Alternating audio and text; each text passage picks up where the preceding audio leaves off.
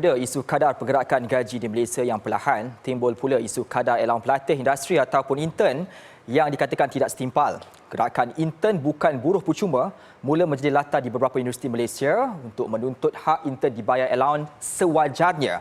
Bahkan ketakutan dieksploitasi menjadi taruhan tak kala intern tidak termasuk dalam definisi buruh sebagaimana diperuntuk oleh Akta Kerja.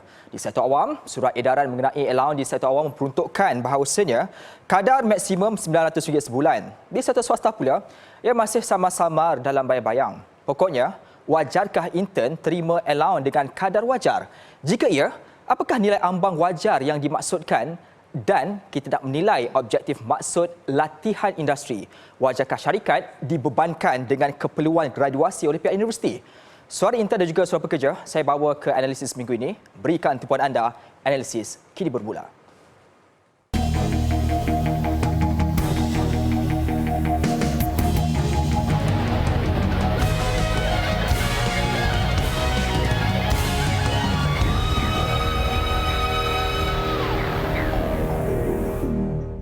Assalamualaikum dan salam sejahtera. Dilema pelatih industri, wang ataupun pengalaman. Kita nak bawa dua individu dalam analisis kali ini. Saya perkenalkan terus di sebelah saya iaitu saudari Nurul Izzah merupakan ahli majlis eksekutif Pusat Mahasiswa Demokratik Malaysia, dan di sebelahnya iaitu Tuan Muhammad Effendi Abdul Ghani merupakan Presiden Kongres Kesatuan Sekerja Malaysia ataupun MTUC. Terima kasih kerana hadir dalam analisis untuk petang ini. Sebelum kita nak bercakap lebih lanjut berkaitan perkara ini, jom kita saksikan dahulu berkaitan tentang apakah pandangan masyarakat di luar tentang perkara ini. Saksikan.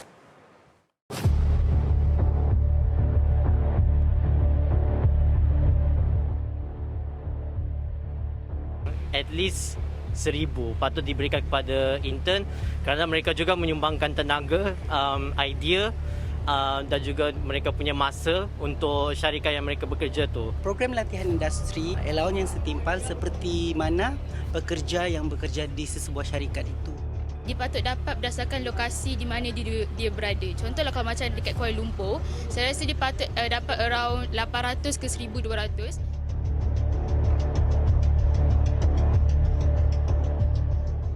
Lebih 6 bulan. Lama sangat tu, saya rasa tak relevan.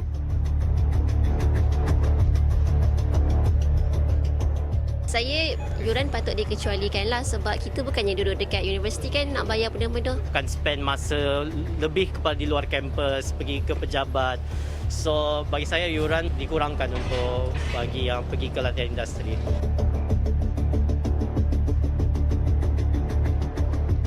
Sebab kerja sama dibuat tapi tak dapat bayaran lebih masa, tak adil. Sebab kita manusia biasa. Kalau dia orang kena overtime tu, so dia orang patut boleh minta duit tu sebab itu dia orang menghabiskan masa dia orang untuk syarikat tu juga. Baik, banyak isu pokok yang perlu untuk kita lihat dan teliti lebih dalam tentang perkara ini kerana melibatkan kebajikan juga pihak-pihak berkepentingan dalam perkara ini, kerana jika tidak ada keseimbangan akan ada satu pihak akan terjatuh dan tersingkir dalam rantaian isu ini. Dan saya nak bertanya dahulu perkara ini kepada saudari Izzah sebagai respon awal. Saya melihat bagaimana isu ini mula tular di media sosial apabila satu gerakan telah pun dimulakan oleh saudari Rashifah Al-Junaid yang telah pun mengangkat satu spanduk secara jelas berkaitan tentang intern bukan buruh percuma dan menyuarakan agar allowance intern itu diberikan dalam keadaan angka lebih wajar. Sebagai permulaan ini, saya lihat bagaimana reaksi awal daripada saudari sendiri. Adakah saudari melihat tindakan Rashifah ini wajar diangkat sebagai satu perjuangan yang perlu untuk ditegakkan? Bagi saya, benda ni adalah satu perjuangan yang patutnya dah sebab kita dah tahun 2023. Jadi saya rasa benda tu yang isu yang dah lama kita tinggalkan, yang patut kita bawa sudah lama. Tapi baru setelah sekian lama baru kembali isu paid internship itu, di mana kita memang wajar untuk bayar intern tersebut kerana intern ni bukan buruh percuma. Memang tapi sebelum ni kita dapat lihat bahawa masih ada lagi intern-intern yang tidak dibayar. Di bawah sektor kerajaan dan juga sektor private company lah. Jadi benda tu adalah satu isu yang kita memang wajar untuk dibangkitkan dan wajar untuk diluluskan oleh kerajaan. Okey, baik. Saya tertarik dengan respon itu kerana anda mempunyai suara yang seiringan dengan saudari Rashifa untuk perkara ini. Dan saya nak melihat bagaimana respon anda berikan kepada ucapan ataupun maklum balas diberikan oleh pemimpin utama negara. Perdana Menteri ada memberi reaksi tentang perkara ini. Beliau ada menyatakan bahawasanya Perdana Menteri menyaran dan galakkan supaya pemain industri bayar allowance cukup tanggung perjalanan dan juga makan minum bagi intern ini. Dalam konteks ini, apa perasaan anda dan juga reaksi anda apabila mendengar seorang pemimpin utama negara memberikan reaksi seperti ini dalam isu ini? Bagi saya, benda ni adalah kerana dia seorang Perdana Menteri. The power is in your hands. Your job is to legislate all these policies to make sure that this issue doesn't happen again. And benda ni patut daripada beliau Perdana Menteri sendiri cakap untuk galakkan private sector untuk bayar kepada intern like reasonable allowance. But this should be but the government itself should set an example untuk kepada industri-industri private supaya untuk tunjukkan bahawa kerajaan dah lakukan ini, kerajaan dah bayar allowance untuk intern di bawah kerajaan dan benda tu dapat diikuti oleh private sector. Dengan reaksi oleh Perdana Menteri itu, pada pandangan anda ia satu reaksi yang mengembirakan ataupun mengecewakan? Benda tu sangat mengecewakan untuk datang daripada seorang pemimpin yang sangat progresif. Because your job is to legislate policies. Your job is to solve the issues that we have. It's not your job to say that private sector should consider giving reasonable allowance. Okey. Baik, ini reaksi awal berkaitan tentang dua kenyataan penting yang telah pun kita lihat yang tular di media sosial ketika ini. Saya nak beralih kepada Tuan Effendi. Dalam konteks ini disebut tadi bahawasanya soal isu pembayaran kepada allowance kepada intern ini menjadi taruhan kepada perjuangan mereka. Soalan saya terdetik ketika ini, adakah sekarang ini Pak Industri menidakkan secara total kebajikan allowance kepada intern-intern ini? Bagi MTUC kita lihat benda ini bukan semua majikanlah yang menolak ataupun membuatkan macam diskriminasi kepada pelajar-pelajar intern ni atau pelatih industri ni, tapi kita lihat lebih kepada kita ni kurangnya kesedaran. Kesedaran dari segi majikan, kesedaran daripada pelatih industri, hak mereka, dan yang kedua kita lihat bagaimana untuk kita ada satu garis panduan. Sebab saya nak kaitkan apa sebut ni, saya nak kaitkan tentang gaji minima. Dulu gaji minima kita tak ada sebelum 2013, gaji minima tak ada sebelum tu lah. Jadi tak ada majikan boleh bagilah 600, 300, 400. Jadi tak ada satu pegangan atau guideline kepada majikan tu. Tapi ada majikan yang baik sebenarnya, yang lebih bagi lebih.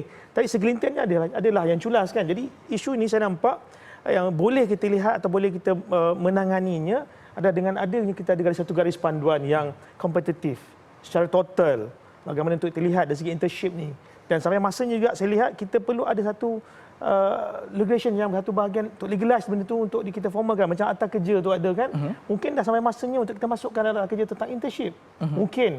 Jadi itu perkara yang boleh kita membendung isu-isu tentang pekerja-pekerja atau pelatih industri ini diperah, dijadikan buruh paksa macam tu kan. Okey, kalau kita mengambil modaliti begitu, adakah wujud keperluan untuk kita menetapkan kadar minima untuk allowance pelajar internship? Ya. Saya sangat setuju dibuat satu garis panduan. Orang kata dari segi minimum bayar minimum itu perlu diadakan sebab itu adalah satu garis panduan. Maknanya macam gaji minimum, is minimum. Tetapi kalau majikan tu nak bagi lebih daripada 1,600 apa salahnya? Tetapi range yang perlu ada antara 1,000 ataupun 1,000 hingga 1,500 tu kan perlu ada satu garis panduan dan mesti ada minimum juga supaya majikan pihak-pihak industri ada garis panduan dia. Walaupun adalah bunyi-bunyi kata kalau kita adakan minimum gaji ataupun allowance minimum kepada pelatih industri nanti, ada majikan-majikan tak nak ambil pelatih industri ni. Ada. Tetapi inilah peranan kerajaan. Kan? Sekiranya ada majikan yang sanggup ambil pekerja-pekerja atau pelatih-pelatih industri ini, apakah peranan kerajaan untuk membantu majikan tersebut? Okey, baik. Setelah dengan perkara ini, kalau saya lihat isu berkaitan tentang internship ataupun pelatih industri ini merupakan salah satu syarat wajib graduasi oleh universiti. Mengapa ia perlu dibebankan pula kepada syarikat? Pandangan daripada Tuan Effendi. Bagi saya, pelatih industri bakal masuki era pekerjaan. Mereka ni adalah satu pelaburan investment sama ada jangka pendek atau jangka panjang untuk negara. Kerananya kalau kita nak menyediakan pekerja yang berkemahiran, pekerja yang ada high skill, kan kita perlu ada dari sekarang, kita kena bersediakan pekerja kita sebut dari sekarang. Sebab negara kita menuju ke arah negara yang aging population satu. Yang kedua, industri AI, industri digitalization, automation masuk. Maka itu kita perlukan sediakan pelajar-pelajar atau pelatih industri untuk bersedia untuk bekerja dalam industri, alam pekerjaan. Kerana kalau tak ada benda macam ni, bila masuk macam kedudukan budaya bagi mereka. Mungkin ada yang stres atau mungkin ada akan ditekan kan. Tapi ini satu investment, pelaburan jangka panjang. Jadi bagi saya, ia tidak membebankan majikan. Kerana itulah orang kata proses peralihan pekerjaan itu maknanya ada generasi yang ambil alih akan ambil alih kesinambungan tersebut. Tapi kalau tak ada latar industri, maka itu agak sukar untuk kita menyediakan pekerja-pekerja yang berkemahiran tinggi nanti. Ini saya lihat satu perkara yang sangat baik sebenarnya untuk majikan. Cuma majikan mungkin ada majikan macam PKS mungkin tak mampu. Disebabkan nak membayar RM1,000 tu kan, even RM1,500 gaji minimal sampai hari ini pun PKS yang bawah 5 orang pun tak dilaksanakan sampai hari ini. So itu adalah beban yang patut pada siapa? Pada kerajaan yang kena ambil alih bagaimana untuk membantu pihak industri ini untuk mereka mengambil pelatih-pelatih industri ini, menggalakkan mereka mengambilnya supaya saya rasa dari segi jangka panjang tu akan membantu mereka lah sebenarnya. Baik, kita nak menyediakan kebolehpasaran graduan itu apabila melalui internship itu, program internship itu. Saya melihat kepada bagaimana sistem internship di Malaysia ini, kebanyakan universiti mengambil tempoh lebih kurang dalam 3 ataupun 6 bulan. Ini dan kebiasaan 6 bulan adalah maksimum. Saya bertanya kepada saudari Izzah dalam konteks ini, 3 ke 6 bulan sudah cukupkah ia mempersiapkan graduan-graduan ini untuk mengalami keadaan sebenar di alam pekerjaan? Bagi saya dalam tempoh 3 hingga 6 bulan tu memang dah terlampau cukup. Kerana waktu saya internship selama sebulan. Dan dalam masa sebulan itu pun saya dah belajar banyak-banyak benda, saya dah diekspos ke alam pekerjaan dan beri pengalaman yang menyediakan saya untuk masuk ke alam pekerjaan. Jadi saya rasa dalam tempoh 3 ke 6 bulan tu untuk pelajar internship, ia adalah tempoh yang sangat mencukupi bagi mereka untuk belajar dan untuk supaya mereka keluar nanti mereka dapat bersedia dengan expectation daripada employer. Baik, itu adalah satu landscape pandangan dalam konteks ini dan saya nak melihat juga tentang soal kewajaran jumlah allowance itu yang seringkali masih lagi tidak ada secara objektifnya. Saya bertanya dahulu kepada seorang pelajar yang sedang mengalami situasi ini, bercakap soal wajar, allowance wajar. Berapakah kadar nilai yang sebenarnya wajar? Adakah perlu sama sebagaimana gaji minimal 1,500 ataupun ada jumlah allowance lain yang boleh untuk diambil kira? Dan dalam perkiraan itu apakah elemen yang perlu dilihat oleh majikan-majikan ini? Pertama sekali, ramai orang yang confused dan tak setuju dengan isu intern bukan buruh percuma ni untuk membayar pelajar latihan industri kerana mereka jangkakan kita nak minta supaya intern ini dibayar dengan gaji minima which is 1,500. Tapi sebenarnya bukan. Apa yang kita minta hanyalah untuk intern-intern ini dibayar dengan gaji yang reasonable allowance. I think for me like the effort by Yang Berhormat Syed Saddiq is a good start. Sebab sewaktu beliau dalam kabinet, beliau ada nyatakan untuk naikkan allowance intern daripada 300 ke 900 untuk intern di sektor kerajaan. Jadi benda itu adalah satu permulaan yang baik dan satu effort yang baik untuk kita mula untuk introducekan paid internship dan untuk make sure kan yang semua pelajar-pelajar intern ini dapat dibayar. Okey. Jadi angka yang wajar adalah 900. 900 adalah permulaan yang baik. 900 adalah angka yang wajar. Selepas ini kita nak menilai pula bagaimana respon-respon dilihat daripada konteks masyarakat secara umumnya, daripada konteks majikan dalam soal gerak kerja yang diberikan kepada intern dan juga pekerja hakiki di dalam satu organisasi. Semua kita akan diskusi selepas ini dalam analisis.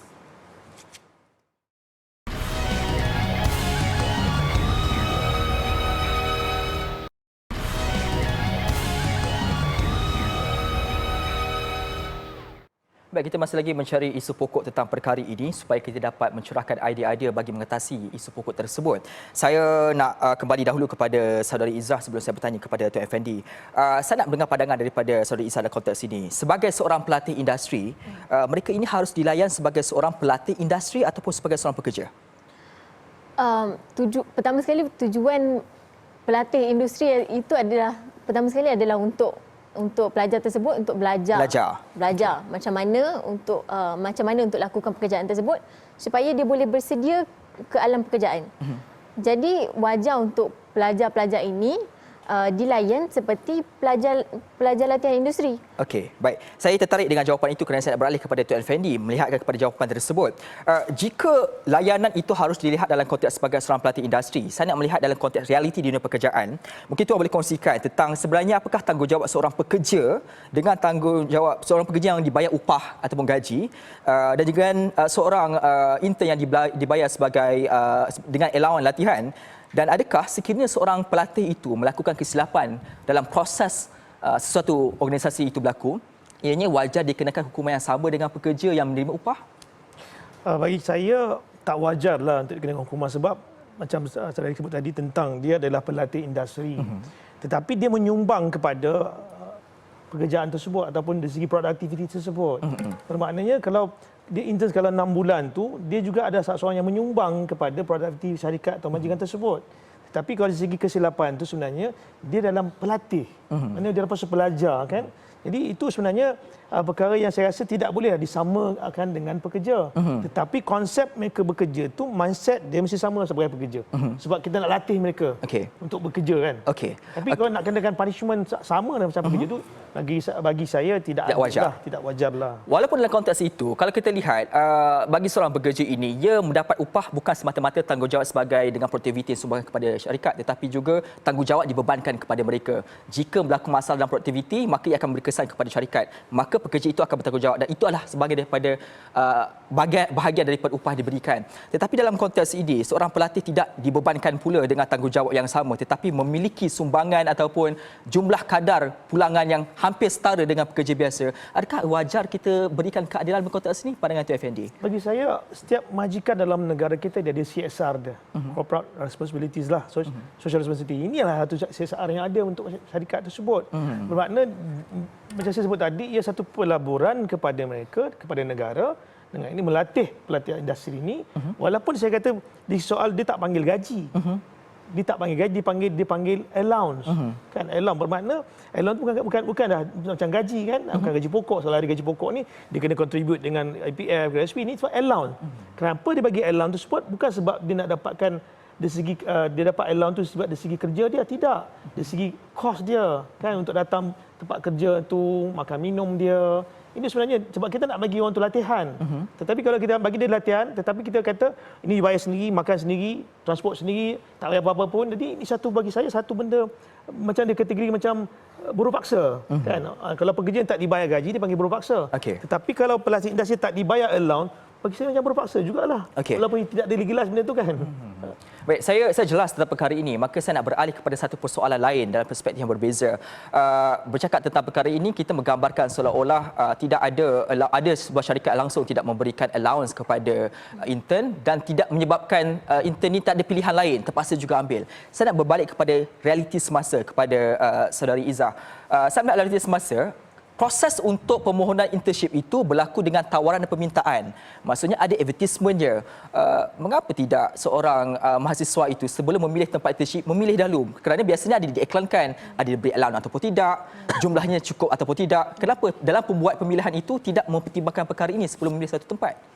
Salah satu faktor yang menyebabkan seseorang itu apabila memilih tempat-tempat internship ni adalah kekangan masa. Kadang-kadang universiti bagi tempoh yang sangat singkat untuk mereka cari tempat untuk internship, untuk mereka apply dan sebagainya. Dan proses interview juga tak semua dapat. Maksudnya ada berbeza, contoh kita apply kepada 10 company. Dan maybe 5 company yang kita dapat untuk interview. Dan daripada 5 tu tak semua yang dekat, tak semua bayar. And at last ada satu je company yang berikan feedback dan mereka willingly untuk ambil sebagai intern. Tapi itulah isu dia di mana intern pelajar-pelajar ni tiada option untuk pilih tempat yang mereka nak intern kerana kekangan masa dan sebagainya. Untuk menyelesaikan kekangan masa ini, mengapa tidak diberikan satu pressure, tekanan kepada pengurusan universiti selain daripada memberikan tekanan kepada pihak majikan? Pandangan daripada saudari. Saya rasa universiti juga memainkan satu peranan penting dalam tempoh untuk pelajar itu untuk mendapat internship, placement dan sebagainya. Okey, dalam konteks ini di manakah peranan MPP, Majlis Suara mahasiswa memberikan tekanan kerana mereka ini selalu bersama dengan universiti. Buat masa ini ada atau tidak gerakan ke arah untuk memberikan tekanan ke universiti supaya ada pengurusan yang lebih baik kepada mereka dan bertanggungjawab kepada intern-intern yang bakal keluar ni bersama dengan majikan-majikan ini? Setakat ni, unfortunately masih tiada pergerakan daripada Majlis Perwakilan Pelajar ataupun mana-mana student union di dalam universiti. Kerana isu ni isu yang sangat penting. Kerana pelajar-pelajar ni very affected by this issue, by their choice of internship placement and all that. Baik, saya nak beralih pula kepada Tuan Effendi dalam konteks ini. Saya tertarik dengan reaksi dikeluarkan kerana kita bercerita soal universiti. Ini reaksi daripada Naib Chancellor Universiti Teknikal Malaysia Melaka UTM, Profesor Teknologis Dr. Masila Kamaluddin tentang isu intern bukan buruh percuma ni. Dia menyebut begini, sebagai pelajar kita kena bijak memilih dan membuat keputusan. Dan dalam kehidupan ini ada kos lepas, tak semuanya akan dapat. Persoalannya dalam konteks ini, melihatkan kepada situasi semasa, adakah sukar sebenarnya bagi mahasiswa ini untuk mendapatkan tempat membuat internship, placement, ataupun sebenarnya mereka ini mempunyai banyak ruang tetapi tidak bijak untuk membuat strategi penilaian. Kerana sebut tadi, perlu diingat, sistem kurikulum universiti dari awal sudah tahu tahun akhir you akan pergi buat internship. Bagaimana dalam konteks ini?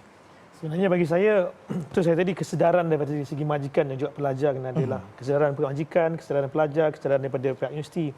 Sebenarnya bagi memilih tempat untuk internship, bagi saya, kita lihat sebenarnya tak boleh salah satu patut kepada pelajar juga sebab mereka pun tak tahu kan. Kadang-kadang kita tarik dengan majikan-majikan yang ada nama kan, yang ada brand ataupun ada prestasi dia. Jadi mungkin itu salah satu sebabnya. Tetapi apa yang mereka nak sebenarnya lebih kepada macam tadi Izzah tadi, dia not desperate tau. Apa juga dia dapat dia kena buat. Jadi dia kena buat. Mungkin ada time frame yang dia bagi kepada mereka agak limited. Jadi maka itu apa yang ada mereka buatlah. Tapi itu sebab saya tadi balik juga kesedaran dari segi majikan juga. Kesedaran dari segi pihak universiti juga. So dalam hal ni saya nampak lebih kepada kesedaran untuk menyedarkan semua pihak sebenarnya. Apa tanggungjawab masing-masing. Pelajar ada tanggungjawab dia, majikan ada tanggungjawab dia, pihak universiti bertanggungjawab dia. Kalau semua tiga-tiga parti ni ada kesedaran tentang peranan masing-masing, saya rasa kita boleh menangani isu-isu ni lah. Jadi itu sebab saya nampak pelajar yang dalam pihak industri kita tidak boleh salahkan sesuatu sebab mereka ni tak ada dalam pekerjaan lagi kan. Mereka pun pelatih industri untuk berlatih kan. Jadi maka itu latihan dia begitu sepatutnya persesuaian dengan mereka dan juga mereka nak memilih itu mungkin kita tak pandai kan. Jadi inilah saya nampak perkara yang perlu kita lihat sama-sama lah. It's a fundamental issue lah dari segi kesedaran tu. Tadi itu ada menyebut berkaitan tentang isu CSR yang mungkin boleh dimainkan oleh para majikan bagi mengambil intern-intern kerana melibat soal pelaburan. Kalau bercakap soal CSR, kita nak bercakap soal firma-firma berskala mega besar, mungkin mereka ada satu dana yang cukup untuk itu. Bagi syarikat PKS, agak struggle bagi mereka untuk melakukan perkara ini. Sekiranya kita mengaplikasikan satu bentuk dasar ataupun perundangan atau guideline yang mewajibkan bayaran tersebut kepada syarikat-syarikat ini, kemampuan bagi syarikat-syarikat bukan mega ini, bagaimana mereka mahu memastikan supaya mereka juga tersedia dengan keperluan ini. Dalam masa yang sama juga ni soal operasi. Ingat, operasi syarikat juga akhirnya akan menyumbang pula kepada gaji yang diterima oleh pekerja-pekerja. Kalau isu tentang PKS kan, perusahaan kecil sederhana ni, macam saya sebut tadi, gaji minimum pun tak laksana lagi bagi mereka yang ke bawah, pekerja minimum ke bawah kan. Memang tak dinafikan bahawa mereka mempunyai satu kekangan jugalah dari segi dia mereka punya pendapatan atau cash flow. Tapi macam saya sebut tadi, inilah peranan kerajaan sebenarnya. Kita dalam negara kita ada HRDF Corp kan, untuk latihan kan, kita ada TVET kan, latihan vocational industry kita ada. Jadi saya nampak peranan kerajaan juga untuk membantu PKS ni kan, untuk PKS ni sebab inisiatif saya dipahamkan ada juga macam di bawah HRDF Corp pun ada buat juga, HRDF ada buat juga inisiatif kepada mana majikan yang mengambil pelatih industri dibayar langsung daripada HRDF, ada juga. Jadi ini mungkin kita boleh explore bagaimana kerajaan boleh mewujudkan mungkin dalam bajet 2024 nanti boleh membentukkan satu bajet bagaimana untuk membantu PKS ni untuk menggalakkan mereka mengambil pelajar-pelajar industri supaya mereka mungkin dibeli pengecualian teks tukai kan, ataupun kerajaan itu sendiri membantu mereka dalam untuk memastikan mereka mengambil pekerja-pekerja dari segi pelajar-pelajar industri untuk bekerja dengan mereka. Jadi baik, saya tertarik dengan idea ini kerana saya melihat bagaimana pandangan yang pernah pun diutarakan sendiri oleh Profesor Bajoya Bardai, ahli ekonomi daripada Universiti Abdul Razak, menyambut baik tentang strategi yang mungkin boleh dilakukan, antaranya kerjasama di antara KPT dan juga KSM. Seperti tadi di bawah HRDF, barangkali perlu ada kolaborasi, dana khas diwujudkan dalam konteks ini. Okey, di satu peringkat kita melihat KSM mempunyai keupayaan dalam konteks itu kerana ia mengambil tanggungjawab di peringkat majikan. Di peringkat KPT pula, bagaimana sambutan yang perlu dilakukan oleh pihak KPT bagi memastikan supaya ada kolerasi antara dua industri berbeza ini, supaya di tengah-tengah itu intern-intern ini tidak terkena eksploitasi dan masa sama juga majikan tidak terkesan dalam konteks produktiviti untuk menjana pendapatan. Ini saya lihat sebenarnya komunikasi antara dua badan ini sebenarnya untuk membantu sebenarnya. Bagi saya itu pun ada KPT ada pandangan juga, untuk memastikan supaya pelajar industri ini terbela juga kan. Di samping KSM, sebab kalau kena semua manusia ini lebih kepada semua manusia yang telah bekerja kan. Tapi KPT ini mereka-mereka yang sedang belajar untuk internet. Jadi dua pihak ni kena, bagi saya ada satu peran. Macam kita buruh asing juga. Kita ada KDN, kita ada KSM untuk ambil. Jadi ini benda yang sama juga. Konsep itu pun ada juga. Jadi bagi macam kita lihat benda ni kalau ada kolaborasi antara pihak-pihak tersebut, pihak-pihak yang berwajib lah kan. Saya rasa kita boleh membantu bagaimana kita boleh membendung perkara ini. Bagaimana kita boleh membuat framework dia untuk memastikan supaya pelajar industri tak ada diskriminasi.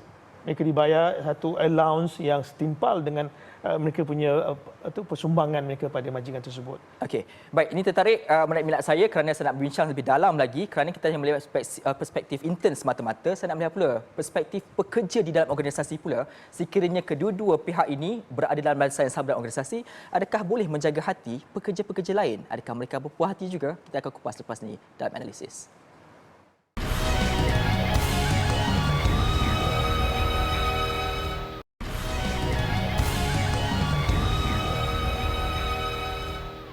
Baik, saya cuba mencari jawapan dalam pelbagai persoalan yang berada di lapangan ketika ini kerana banyak pandangan daripada pihak-pihak. Kebanyakannya saya kira mereka menjadi intern, mereka mahukan perkara ini diangkat. Dalam masa sama juga bagi mereka menjadi pekerja, mereka tidak mahu perkara ini diangkat kerana memandangkan tugas itu tidak sama bagi mereka, beban itu tidak sama. Pun begitu, saya tertarik nak melihat bagaimana satu pendedahan yang pernah dikeluarkan oleh Yang Berhormat Syed Saddiq tentang isu syarikat ternama yang mengerah tenaga pelajar praktikal untuk kerja lebih masa dan bekerja di hujung minggu yang bertujuan untuk mengurangkan kos. Soalan saya nak tanya kepada saudari Izzah dalam konteks ini, mengapa perkara ini boleh timbul? Bukankah bagi mereka menjadi pelajar intern, pihak universiti akan memberikan garis panduan kepada majikan-majikan? Adakah dalam konteks ini berlaku disebabkan kerana tidak ada pemantauan daripada universiti ataupun ketakutan daripada intern ini untuk membuat aduan kepada universiti? Mengapa isu ini boleh timbul? Pertama sekali, faktor iaitu pelajar tiada garis maksudnya employer itu tak mengikuti garis panduan yang disediakan oleh universiti itu satu. Tapi the bigger picture is right now we don't have a clear policy that protects the students punya welfare, the interns punya welfare. Kita tak ada satu polisi yang spesifik yang dirangka oleh kerajaan untuk menyatakan guideline yang akan memberikan protection kepada student tersebut. Kerana sekarang ini interns tidak diprotect di bawah mana-mana akta. Even Akta Pekerja 1955. Kerana mereka bukan pekerja lagi. Jadi mereka terbuka untuk peluang untuk dieksploitasi oleh the employers because there is no clear guideline or no specific policy to ensure that this thing is not happening. Tapi banyak je isu-isu sekarang disebabkan oleh ketiadaan polisi yang spesifik itu yang menyebabkan intern-intern ini terpaksa bekerja lebih masa, tidak dibayar dan termasuk juga jika berlaku kes-kes seperti sexual harassment sewaktu mereka sedang melakukan internship tersebut. Pelajar-pelajar ini tak boleh nak mengadu kepada mana-mana pihak kerana mereka tidak dilindungi oleh mana-mana akta. Okey, di peringkat universiti, adakah mempunyai satu badan yang untuk mengawal selia dan mendapatkan maklumat, mengumpulkan maklumat aduan seperti ini? Kita ada HEA, kita ada HEP. Apa fungsi mereka ini dalam memastikan mereka sudah campak mahasiswa ni ke majikan-majikan? Jadi apakah peranan mereka untuk memastikan supaya mereka ini ada protection? dalam universiti mesti ada setiap intern itu mesti ada supervisor sendiri. Tapi apabila isu ini contoh berlaku kes sexual harassment dan dieksploitasi dan sebagainya, benda ini bila kita bagi tahu pihak universiti, the only response from the university will be, tak apalah, just go on, just endure this thing. It's just for a few months. Okey. Setakat itu saja yang mereka mampu buat. Tiada tindakan yang mereka boleh buat, ataupun mereka akan cadangkan untuk start your internship somewhere else, which is a waste of time, because imagine if you are already like 2 months in your internship and your internship is 3 months, so you only have 1 month left and you have to start all over again untuk kerana it's not even your fault, but it's because there is no clear policy on this issue. Okey, maknanya universiti ini boleh saya katakan seperti melepaskan batuk di tangga, melepaskan anak-anak mereka ini keluar tetapi akhirnya mereka tidak kembali untuk memantaunya. Ini realiti yang perlu untuk kita lihat dan kita perlu ambil satu perkara major kerana akhirnya tuan kepada anak-anak ini adalah universiti dalam konteks ini. Dan saya melihat bagaimana kita ada satu dasar dikenali sebagai Dasar Latihan Industri KPT 2010. Saya bertanya kepada Tuan FHD dalam konteks ini, apakah keperluan lagi untuk kita memastikan supaya dasar ini tidak semata-mata sebagai dasar sahaja tetapi mempunyai satu ikatan yang boleh membantu pihak-pihak yang terlibat keterhadapan dalam isu ini? Inilah masalah dalam negara kita. Kita ada dasar, kita kurang kesedaran, yang kedua kita kurang pelaksanaan dan kita kurang penguasaan. 3 perkara utama. Dalam fundamental issue sekarang ni, walaupun kita ada dasar, bagi saya lihat fundamental issue ni adalah pelatih industri pekerja ke bukan pekerja. Jadi saya sebut tadi kan, kalau dia bukan pekerja, maka itu nak letak di bawah mana? Mana yang boleh letakkan mereka ni? Kalau mereka bekerja adalah atas kerjanya kan. So menjadi isu tentang kalau kerja hujung minggu, kerja lebih masa mesti dibayar, kalau kerja lebih 45 jam seminggu mesti dibayar. Tapi kalau mereka interns ni dia tidak ada garis panduan, dia tak ada polisi. Nak letak di mana? Kalau sedangkan dasar yang ada itu tidak menyebut tentang pekerjaan mereka itu ataupun latihan industri mereka buat tu. Jadi ini yang framework yang saya nampak, fundamental issue sekarang ni, pelatih industri ni pekerja ke bukan pekerja? Macam mana kita nak takrifkan mereka tu? Kalau mereka dikatakan, okey 6 bulan ni mereka ditakrifkan sebagai pekerja, maka itu terletak di bawah akta kerja. Kalau lah kan. Tapi kalau dia kata, oh no, kami ni pekerja industri, pelatih industri saja. Tidak boleh letak di bawah akta kerja dan tak boleh dikerjakan sebagai pekerja. Tapi mereka bekerja comply ikut macam mana mereka orang yang bekerja. Mereka kerja 8 jam satu hari, 45 jam seminggu. Kalau mereka kerja lebih daripada 8 jam, mereka dibayar lebih masa. Dan adakah mereka diberi cuti? Ini perkara fundamental yang perlu kita bincang sebenarnya, atau perlu kita kupas, atau perlu kita berhalusi bersama bagaimana untuk kita meletakkan takrif tu. Pelatih industri, ada pelatih industri, adakah pekerja? Jadi kalau kita tak ada takrif tu, maka itu kita perlu wujudkan satu lagi, mungkin akta ke ataupun satu prosedur atau polisi ke. Walaupun dasar yang ada hari ini pun saya nak dasar itu tidak dikuatkuasakan. Kan siapa badan yang melihat dasar tersebut? Kerana tidak ada pihak yang mengikat dalam konteks ini. Yeah. Baik, saya tertarik. Saya nak bertanya juga tentang kerana Tuan Effendi merupakan Presiden Kongres Kesayangan Sekerja, nak melihat kepada penerimaan pekerja-pekerja kepada golongan intern ini. Sekiranya mereka ini dinaik tarafkan hampir setara dengan mereka, bagaimana sambutan penerimaan oleh pekerja-pekerja? Kerana perlu ingat, pekerja-pekerja ini bersama dengan satu organisasi dalam tempoh yang lama berbanding intern yang hanya maksimum mungkin 6 bulan. Adakah mereka ini menerima untuk berada di dalam satu tahap yang sama lebih kurang dengan pelajar-pelajar internship ini? Bagi saya sebenarnya kalau mereka melihat dari segi long term kan, jangka masa panjang, mereka-mereka ni sepatutnya menjadi satu rakan kerja mereka. Kerana mereka tu pun juga menyumbang dalam tempoh 6 bulan, mereka membantu menyumbang kepada pendidikan prestasi syarikat, menyumbang kepada pendidikan produktiviti syarikat, majikan. Maka itu bagi saya mereka wajarlah kena bersama dalam keadaan itu sebab mereka perlu macam menganggap itu melahirkan satu generasi yang akan datang melalui satu aset yang akan datang, investment mereka. Jadi bagi saya kalau ada pekerja pada industri ini bekerja bersama-sama, satu kompetisi atau satu competition, satu persaingan yang sihat. Yang sihat untuk mereka contribute kepada produktiviti masyarakat. Jadi bagi setakat inilah bagi MC kita tak terima lagi lah mana-mana aduan daripada Kesayangan Sekerja ke aduan daripada pekerja bahawa mereka tak nak bekerja benda ni. Malahan berlaku obvious, berlaku pula kerja dia ambil, kau buat. Berlaku dah isu bully pula kan. Ada kan. Tapi tu saya tadi inilah saya rasa kalau dari segi positifnya lah, dari segi positifnya adalah pelatih industri ini sebenarnya membantu meningkatkan dari segi produktiviti syarikat, membantu juga kepada rakan kerja atau pekerja yang sedia, iaitu untuk mereka bersama-sama bekerja, mungkin mereka boleh sharing ilmu. Kan? Mungkin pelajar industri ini mereka ada mereka belajar kan ilmu, tetapi pekerja yang sedia jadi mereka ada pengalaman. So apabila dia campurkan pengalaman dengan ilmu, bagi saya satu gabungan yang baik untuk membantu majikan-majikan ataupun mana-mana majikan lah yang mengambil pekerja pada industri lah. Okey, baik, ini menarik minat saya dan saya nak bertanya pula kepada Saudari Izzah dalam konteks ini.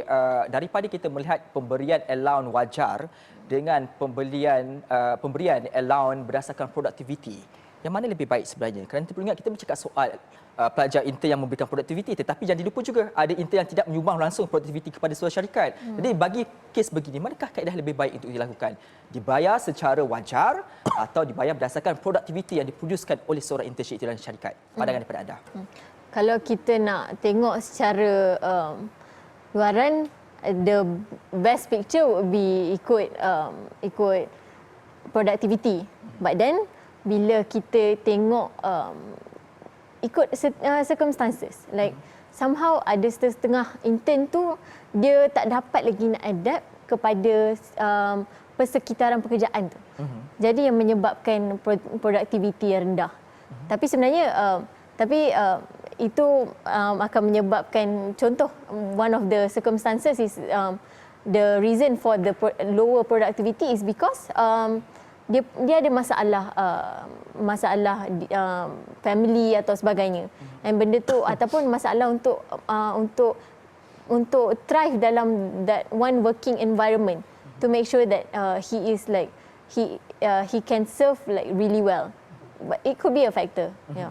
But at the end of the day, I think reasonable allowance is what we need, because kalau ikut productivity ada setengah yang produktif, ada setengah yang tak. Jadi kita mulakan dengan secara wajar dulu pemberian secara wajar. Baik, saya nak bertanya berkaitan tentang satu cadangan yang mungkin boleh kita lihat secara lebih mendalam dalam konteks ini dan juga respon yang akan diterima. YB Syed Saddiq Abdul Rahman pada Jun lalu juga ada mengatakan berkaitan tentang mungkin Dewan Rakyat perlu ada satu cadangan kerajaan untuk melakukan satu undang-undang dikenali mungkin sebagai Akta Latihan Amali Berbayar yang mungkin boleh digunakan sebagai satu kaedah untuk mengikat kepada majikan-majikan ini. Saya bertanya kepada Tuan Effendi, sekiranya akta ini digubal nanti, adakah ianya akan disambut baik oleh pemain industri dan adakah pemain industri akan membuka pintu seluas-luasnya lagi kepada mereka yang mahu masuk ke syarikat mereka sebagai pelatih industri? Ini yang tentang realiti. Realitinya saya rasa ini mungkin akan jadi isu juga. Dia ada pro and con lah. Satu, kita gubal satu undang-undang tu bagi memastikan tidak ada majikan yang mengambil kesempatan. Betul. Yang berlaku diskriminasi. Dan satu lagi pihak pula mungkin ada majikan apabila ada digubal undang-undang mereka kita nak ambil. Kita nak ambil sebab mungkin dia ambil, dia akan terikat dengan undang-undang itu. Ya, dia terikat dengan undang-undang itu. Itu antaralah saya nampak pro and con dalam keadaan itu.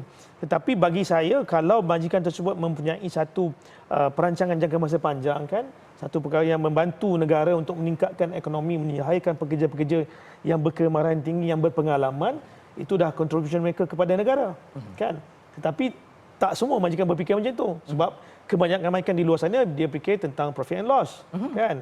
So bila ada ini, maka itu mungkin dia akan menjadi satu kekangan lah. Mungkin akan ada satu masa nanti pelajar-pelajar pelatih industri sukar untuk mendapat tempat-tempat untuk buat latihan industri. Jadi inilah saya nampak peranan kerajaan. Kalau ada dikuaskan undang-undang ini atau akta ini, bagaimana kerajaan pula punya contribution untuk membantu mana-mana majikan untuk menangani isu kalau sekiranya terikat dengan keadaan ini, apakah sumbangan kerajaan bagi memastikan mereka ini nak ambil pelatih industri ini, daripada mereka kata tak nak tapi mereka nak, dia willing lah, sebab adanya satu inisiatif yang boleh digubal oleh kerajaan bagi menggalakkan majikan-majikan untuk ambil dan ikut dasar yang akan digubal nanti kalau ada. Baik, selepas ini saya nak bertanya soalan kritis pula kepada Saudari Izzah berkaitan tentang isu perundangan dan bagaimana perspektif perniagaan dalam konteks ini supaya setiap pihak mempunyai landaian yang sama sebenarnya dalam analisis.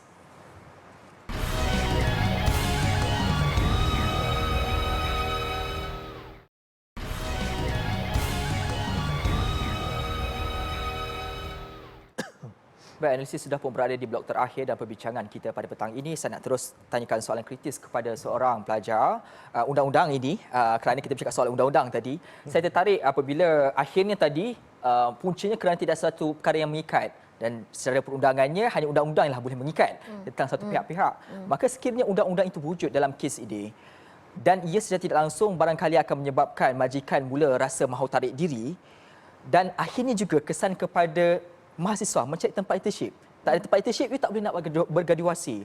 Dalam konteks ni, apakah peranan yang boleh dimainkan oleh kerajaan bagi memastikan supaya suatu undang-undang itu ada dan terikat, dalam masa yang sama juga tidak menutup ruang kepada majikan ini untuk mengambil pelajar-pelajar intern dan akhirnya semua pihak akan rasa win-win situation itu akan berlaku. Apa yang perlu dilakukan oleh kerajaan? Ada dua perkara yang boleh dilakukan oleh kerajaan lah. Pertama sekali, kerajaan perlu menyediakan tax exemption sebagai contohnya kepada company-company private sector yang ingin mengambil intern. Kerana benda ni akan encourage these companies to actually hire more interns. And the second one is for the government to provide subsidies for these companies to help, especially these small companies lah. So, kita tahu company-company yang kecil dan ni yang banyak kata diorang tak mampu nak hire intern kalau benda tu kita ada polisi yang terikat, yang ada undang-undang dan sebagainya. Tapi benda tu sebenarnya it's the government's role to actually provide the incentives towards this company to ensure that they are able to sustain and they are able to hire these interns untuk bekerja dengan mereka. Okey, baik. Cadangan itu saya nak perhalusi pula kepada Tuan Effendi, memberikan barangkali exemption tax ataupun subsidi. Saya menilai berapakah jumlah pelajar-pelajar internship ini dikeluarkan saban tahun. Saban tahun, mereka yang bergraduasi lebih kurang dalam 200,000 orang. Ini tak termasuk, ini secara kasar. Saya boleh anggarkan itulah amountnya dalam saban tahun. Dan saya melihat kepada hutang negara, kemampuan keuangan kita. Sekiranya cadangan itu diambil, mampukah negara kita untuk menyantuni kos tersebut dengan keadaan jumlah pelajar intern yang saban tahun meningkat dan meningkat? Pandangan daripada anda? Itu antara satu solution lah. Jadi kalau untuk kita lihat macam company kecil kan, bukan semua pun bagi saya. Maksudnya company yang mega besar tak ada masalah, mereka boleh berdiri sendiri sebenarnya. Itu di bawah CSR mereka. Tapi macam PKS yang sederhana itulah peranan kerajaan pula. Di samping itu juga kita ada institusi yang kita lihat macam saya sebut tadi kan, kita ada Syarikat Corp yang boleh membantu, kita ada TVET yang boleh kita menggalakkan pekerja-pekerja industri kan. Jadi saya lihat benda ni sebenarnya ada win-win kat situ lah. Ada ruang dekat situ. Jadi kalau beban kerajaan memang betul, kalau dari segi beban untuk membebankan 100% pada kerajaan pun memang tak wajar juga. Sebab ada juga kita tengok majikan-majikan yang mega ni, mereka mampu juga untuk mengambilkan. Itu mungkin satu perkara yang saya lihat yang boleh diimbang sebenarnya. Dia boleh diimbang oleh kerajaan, bukan sahaja untuk membantu ataupun untuk melihat pada PKS saja. Mungkin yang mega tu mungkin di sini tadi disebut tadi Saudara Rizah tadi dari segi penjualan teks kan. Tetapi yang PKS ni pun kita kena lihat juga untuk mana-mana dibantu juga, yang dibantu juga. Tetapi ada mekanisme yang perlu dibuat lah, perlu dibincang bersama antara kerajaan, kan, pihak berkepentingan, institusi macam mana to bear the cost. Kos yang ada tu kan, memang kos tu tak dinafikan. Kalau 280,000 kita lahirkan sesuatu dalam negara kita, of course lah dia akan misal kalau satu orang 1,000 pun dah berapa kan. Betul. Itu mungkin dalam setahun mungkin 3-4 kali itu akan dibuat. Kan, tapi itu sekali saja benda tu ada jalan penyelesaian kalau semua pihak duduk bersama-sama untuk kita perhalusi bagaimana kita mengambil satu perkara yang win-win. Yang mana dalam internship ni saya rasa kalau ada win-win situations, mana menang pada kerajaan, menang pada majikan, menang kepada pihak institusi juga ataupun menang pada pihak pelajar industri juga, ini perkara yang bagus sebenarnya. Sebab kalau nak kita tekankan dari segi dapatkan nak juga contoh kasi nak 1,500 ke nak 2,000 ke ataupun nak 1,000 ke. Jadi benda mungkin akan membebankan juga. Tetapi akhirnya macam tadi kalau kita buat satu regulasi, satu undang-undang juga, nanti mungkin ada majikan yang akan culas juga. Atau mungkin ada yang tak nak ambil intern langsung dah. Jadi ini saya kata understanding ni. Understanding yang ada di semua pihak ni perlu ada. Dan bagaimana untuk kita buat satu win-win situation kerana pelajar industri ini merupakan aset negara kita. Kita tak nak pelajar-pelajar ni keluar negara. Kan? Tak nak, kita nak dia ni menyumbang kepada pertumbuhan ekonomi dalam negara kita. Jadi inilah peranan semua pihak sebenarnya untuk memastikan bagaimana kita untuk memastikan bahawa pelajar-pelajar intern ni boleh dapat mereka bukan minta untuk leisure kan, untuk bermewah-mewah, mereka untuk cukuplah untuk mereka makan, tambang, minum, makan. Perjalanan. Sebab saya dapat WhatsApp pun ada mereka mereka ni tempat makan Maggi pun ada, duduk rumah sewa, bilik sewa pun ada. Jadi mereka gunakan itu sebenarnya bukan untuk mereka bermewah. Jadi ini lah sebenarnya saya kata tadi CSR sebenarnya. Nah inilah kerajaan tengok juga. Sebab macam kita tengok dalam negara kita juga inisiatif kerjaya madani.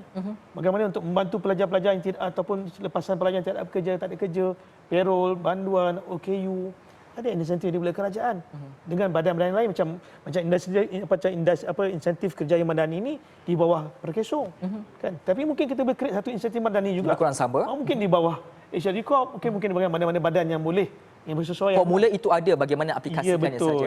Baik, saya tanya juga dalam konteks ini kerana pihak industri melihat bahawa mereka yang menjadi intern di syarikat mereka ini adalah keperluan industri, bukan keperluan daripada industri. Maka wujud persoalan, wajarkah allowance praktikal ini disediakan oleh pihak industri bukan kepada pihak majikan?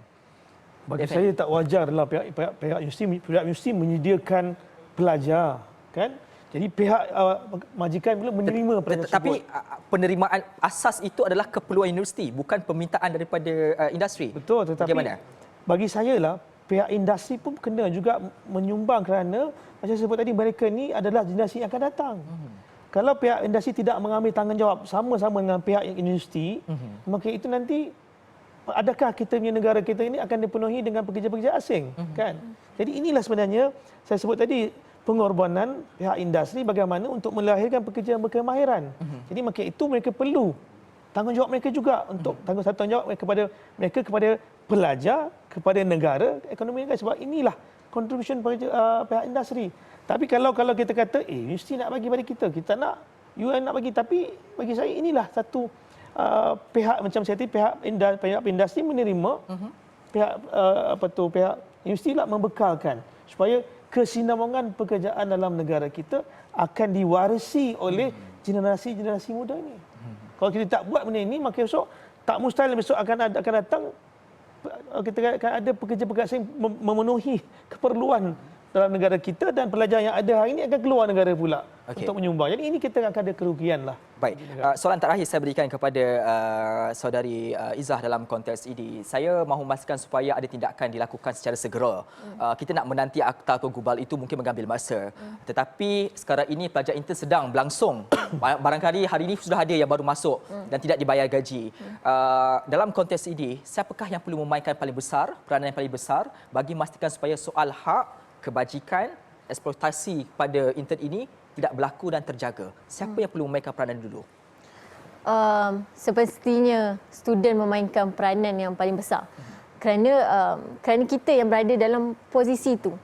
And sangat penting untuk para pelajar ini untuk menyuarakan pendapat mereka, untuk menyuarakan isu-isu yang mereka hadapi supaya benda ini tidak berlaku lagi. Walaupun benda itu akan mengambil masa jangka yang panjang, maksudnya bukan generasi saya tapi generasi yang akan datang.